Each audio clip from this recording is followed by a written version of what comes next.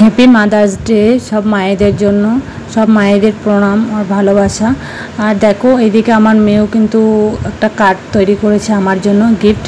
তো এটা হচ্ছে স্যাটারডে এদের স্কুলের প্রোগ্রাম ছিল, তো এর জন্য একে আর কি যেহেতু সানডে পড়েছিল মাদার্স ডে, তো এর জন্যই মেয়ে স্যাটারডে স্কুলে নিয়ে গেছিলো এই কার্ডটা তৈরি করে। তো আমি একটু মেয়েকে হেল্প করলাম।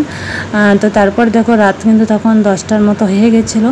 তো মেয়ে এদিকে কালার করছিল আর পুরোটাই কিন্তু তৈরি করেছিল মেয়ে, আমি শুধু ওকে একটু হেল্প করছিলাম কাটিংয়ে আর ছোটো মোটো একটু ওকে হেল্প।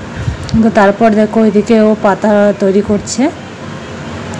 তারপর এদিকে আজকে যেহেতু ওর স্কুলে কম্পিটিশন আছে স্যাটারডে, তো মাদার্স ডেটা বললো সানডে, তাই ও একদিন আগেই তৈরি করেছে কার্ডটা।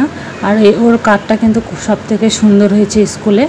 আর ম্যাডাম ওকে আর কি ফার্স্ট আর কি বলছে যে না তোরটাই সব থেকে ভালো হয়েছে কম্পিটিশনে।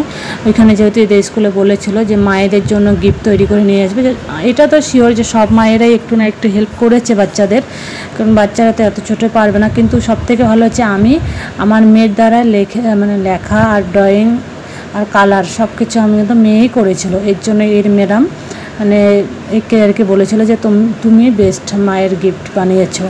তো এরকম করে বানিয়েছে। আর এগুলো কিন্তু সব মেয়ের হাতের লেখা ওই করছে। আর শুধু আমি এই যে ফ্লাওয়ারগুলো বানিয়ে দিয়েছি আর হচ্ছে কালার টালার সব মেয়ে করছিল। আর এগুলো সব ঠিকঠাক করে বসিয়ে দিয়েছি।